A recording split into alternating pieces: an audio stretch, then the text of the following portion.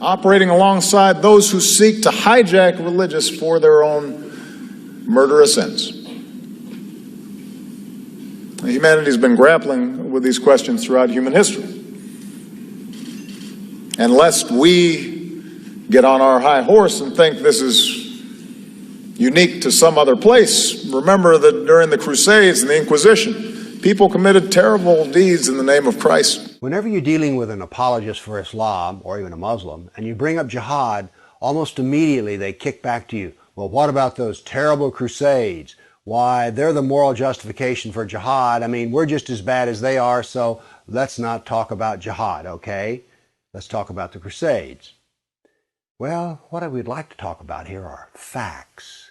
And it turns out I sat down and put together some work, and I created a database of some 548 battles that Islam fought, jihad battles against classical civilization. And these aren't even all the battles. It really doesn't say much about Africa and India, Afghanistan and all that. It's primarily the battles against the classical civilization of Rome and Greece. So, 548 battles is a lot, and it's too much to even comprehend. So I created something which I call a dynamic battle map, in which you have a display of the Mediterranean, and a white dot means that this 20-year period, that's a new battle. So every time the screen changes, it's 20-year period. The colors white turn to red, and so you can see a history. This may seem a little confusing, but I think when you see it, you'll know exactly what I mean.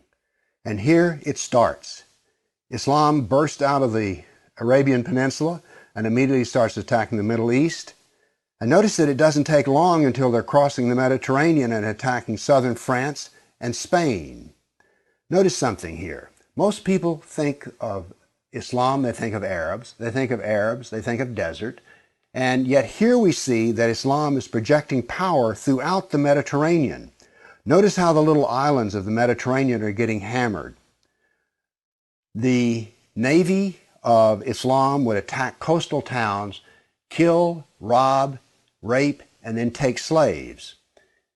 So this whole battle map, as it unfolds, you're seeing slaves being taken. Over 1 million slaves were taken out of Europe into the Islamic world. That's something you don't think about much, but it's absolutely true.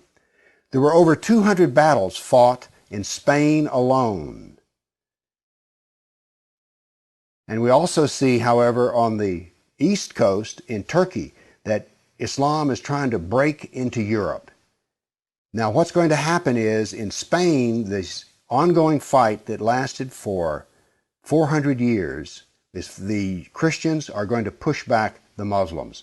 But now then, what has happened over in the east is that Constantinople has fallen, and now then Eastern Europe is getting hammered. The jihad now comes to Eastern Europe.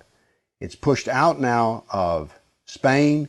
Northern Africa is now completely Islamic. The Middle East is completely Islamic. This is all jihad, relentless jihad. And why is it so relentless? Well, Muhammad was relentless in his jihad. And these people are good students of Islam, and so it's against the kafir, on and on.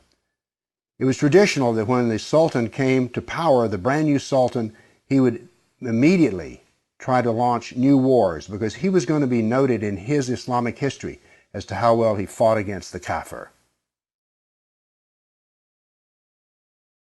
So that's what the jihad looked like over that time period, 548 battles. But remember, when you bring up jihad, people want to bring up the Crusades. So I also prepared a dynamic battle map of all the offensive raids of the Crusaders. Let's watch it and make a comparison. And so it begins. The Crusades enter into Turkey and the Middle East. Battles go on, but aren't there far fewer than you thought there might be? And here we go. The last battles are fought, and that is the end of the Crusades. So now then we can talk about some facts. Yes, there were Crusades, but notice they ended centuries ago, and jihad is being practiced today. Jihad has been with us for 1,400 years. There is no comparison between jihad and the Crusades, certainly not a moral comparison. And when you're looking at the Crusades, remember, in one sense, all of the Crusades were defensive wars. Why? Well, as we saw in the first jihad map, it was Islam that came out of Arabia and conquered the Middle East, a Christian Middle East. And so the Crusaders were trying to free their Christian brothers and sisters from jihad. So there's no moral comparison at all. The motivation of the Crusaders was to free Christians. The purpose of jihad is to enslave the kafir. So the next time you hear somebody talk about, oh, those dreadful Crusades, you've seen some facts about the matter. Why don't you pipe up and tell them you know, you don't really know the matter?